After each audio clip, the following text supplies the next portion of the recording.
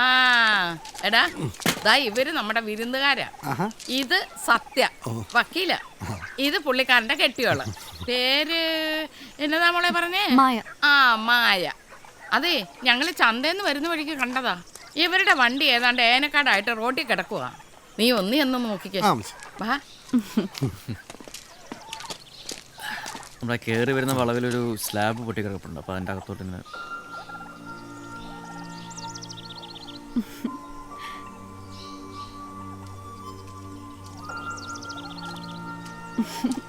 ഓക്ക് വേണോ? ഞാൻ എടുത്തു തരാം.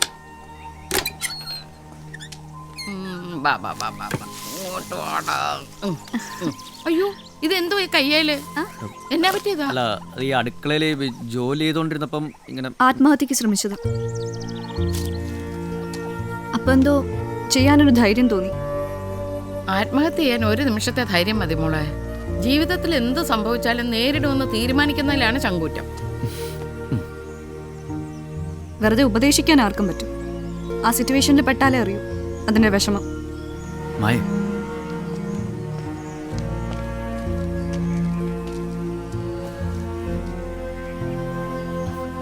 I'm sorry.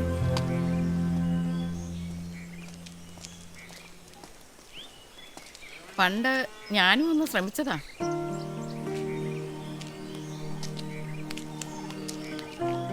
ഞങ്ങളുടെ കല്യാണത്തിന്റെ അന്ന്. കല്യാണത്തിന് മുമ്പ് നാട്ടിൽ എനിക്കൊരാളുമായിട്ട് ഇഷ്ടമുണ്ടായിരുന്നു. പുള്ളിക്കാരൻ എനിക്ക് ട്യൂഷൻ എടുത്തിരുന്ന സാറാ. ഓ, അപ്പച്ചൻ അറിഞ്ഞപ്പോ ഉണ്ടാക്കിയ ഒരു പുകയില്. ആ പുള്ളിക്കാരന് നായരായിരുന്നു. ഈ കഥയൊക്കെ കേട്ടിട്ടും ചാർലി ചായൻ എന്നെ കെട്ടാമെന്ന് പറഞ്ഞു. ആ സാറിനെ നാട്ടിൽ നിന്ന് തല്ലി ഓടിച്ചതിന്റെ പിറ്റേ ദിവസം ഞങ്ങളുടെ കല്യാണം നടന്നു. പ്രേമനൈരാശ്യവും പോരാത്തതിന് അപ്പച്ചനോടുള്ള വാശിയും എല്ലാം കൂടെ ആദ്യ രാത്രി തന്നെ ആത്മഹത്യ ചെയ്യാൻ ഞാനങ്ങ് തീരുമാനിച്ചു. വിഷം കഴിക്കണോ തൂങ്ങിച്ചാവണോന്ന് ആലോചിച്ച് നിൽക്കുമ്പോഴാ ദാണ്ട ചാർലി ചായൻ അകത്തോട്ട് ഇഞ്ഞ് കയറി വരുന്നു. അയ്യോ, ഞാനങ്ങ് പേടിച്ച് വിറച്ചു പോയി കേട്ടോ. അത് ഞാൻ എൻ്റെ അടുത്ത് വന്നേച്ചും പറയുവാ, ത്രേസ്യക്കുട്ടി പേടിക്കണ്ട, ഇനി അങ്ങോട്ട് ഞാനുണ്ട്. 45 കൊല്ലമായി കളിയും ചിരിയും കണ്ണീരും വഴക്കും ഒക്കെ ഉണ്ടായി. എന്നാലും അത് ഞാൻ തന്ന വാക്ക് പാലിച്ചു. എന്നെ പൊന്നുപോലെയാ നോക്കുന്നത്. ചാർലി ചായനേക്കാൾ കൂടുതൽ ഒരാൾക്കും എന്നെ സ്നേഹിക്കാൻ പറ്റത്തേയില്ല. അന്ന് ഞാൻ ചെയ്യാൻ പോയ മണ്ടത്തരം ഓർക്കുമ്പോഴേ ഇപ്പോഴും എനിക്കങ്ങ് ചിരി വരും. ഇന്നേ വരെ ഇച്ചായനോട് ഞാൻ ഈ കാര്യമായിട്ട് പറഞ്ഞിട്ടുമില്ല. അയ്യോ, ഞാൻ എൻ്റെ കഥയൊക്കെ പറഞ്ഞ് നിങ്ങളെ ബോറടിപ്പിച്ചില്ലയോ? ഞാൻ പോയി കഴിക്കാൻ എന്തെങ്കിലും എടുത്തു വയ്ക്കാം. നിങ്ങളെ ഇവിടൊക്കെ നടന്നൊന്ന് കണ്ടേച്ചും എന്താ? മാറുകോഴി.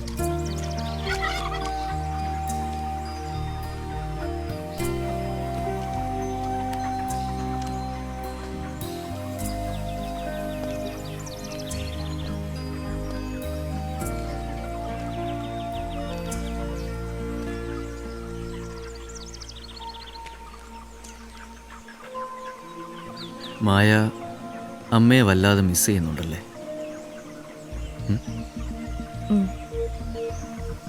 ഒരുപക്ഷെ അമ്മയുണ്ടായിരുന്നെങ്കിൽ മായ ഇത്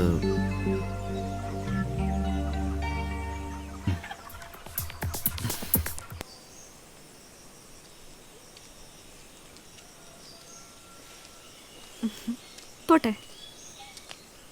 എൽദോടെ കല്യാണത്തിന് വരണം കേട്ടോ, രണ്ടുപേരും. ഇത് വെച്ചോ മോളെ, നല്ലതാ. മുരിങ്ങയ്ക്ക നല്ല ഗുണമുള്ള സാധനമാ. ഇത് ഞാനിങ്ങനെ മിണ്ടാതിരിക്കുന്നേ ഉള്ളൂ. എൽദോ ഏറ്റവും ഇളയതാ. ഞങ്ങൾക്ക് പിള്ളേരെ 6. അതിനിതൊക്കെ ആരോഗ്യം എവിടുന്നാണെന്നാ.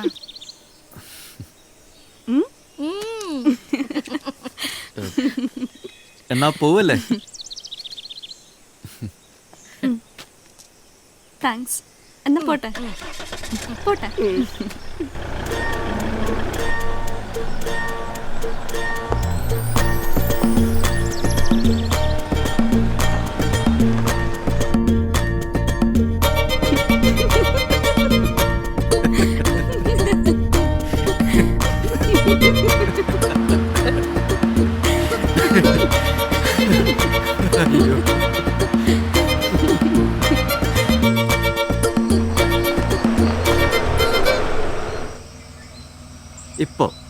സൂയിസൈഡിനെ കുറിച്ച് എന്താ അഭിപ്രായം?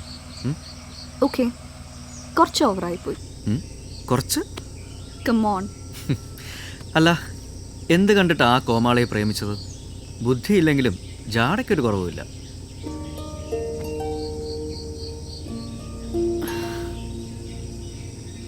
അമ്മയുടെ ഓർമ്മ ദിവസമായിരുന്നു അന്ന് അവനെ ഞാൻ ആദ്യം കാണുന്നത്.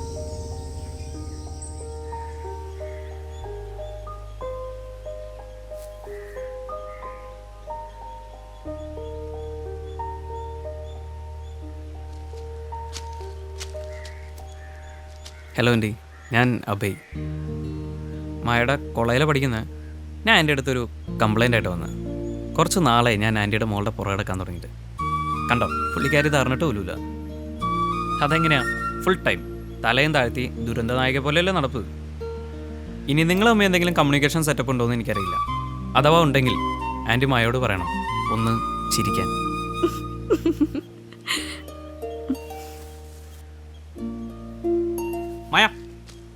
മായ, ഞാൻ പറഞ്ഞെല്ലാം സത്യമാണ്.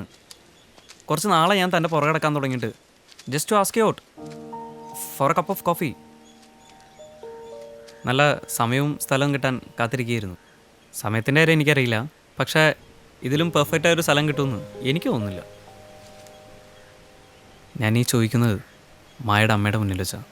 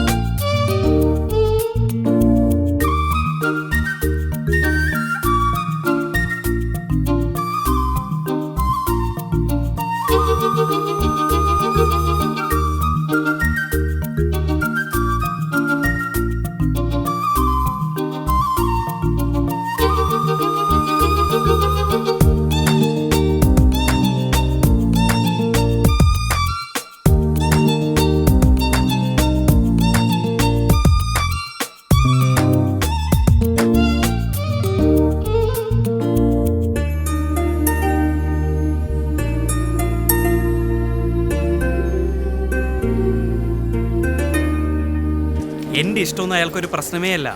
ആ പെണ്ണിനെ ഞാൻ കെട്ടിയില്ലെങ്കിൽ അയാൾ എന്നെ കൊല്ലും. ഞാൻ പറയുന്നു കേക്ക്. എനിക്ക് ആ പെണ്ണ് ഇഷ്ടമായിട്ടല്ല. വാവ്, ഇതുവല്ല വനിതയിലോ മംഗളത്തിലോ അയച്ചുകൂടെ? നല്ല അസല് പൈങ്കിളിയാ. ഈ പ്രേമം എന്ന് പറയുന്നതേ പൈങ്കിളിയാ മാഷ. പക്ഷേ ഇങ്ങനത്തെ പൈങ്കിളി മാറ്റേഴ്സിനും സൂയിസൈഡ് ചെയ്യുന്നവർ നമ്മുടെ നാട്ടിലുണ്ടല്ലോ എന്ന് ഓർക്കുമ്പോഴാണ് കഷ്ടം തോന്നുന്നത്. പ്രണയ നൈരാശ്യം, സാമ്പത്തിക പ്രശ്നങ്ങൾ, ദാമ്പത്യ പ്രശ്നങ്ങൾ, രോഗം, അവഹേളനം, ഇങ്ങനെ ആത്മഹത്യ ചെയ്യാൻ 100 കൂട്ടം കാരണങ്ങളുണ്ട്. ജീവിതത്തിൽ ഒരിക്കലെങ്കിലും, ഒരു സെക്കൻഡെങ്കിലും ആത്മഹത്യയെക്കുറിച്ച് ചിന്തിക്കാത്ത ആരും ഉണ്ടാവില്ല, പ്രത്യേകിച്ച് നമ്മുടെ കേരളത്തിൽ. മാഷിന് തോന്നിയിട്ടില്ലേ ഒരിക്കലെങ്കിലും? വാട്ട്? ഞാനോ?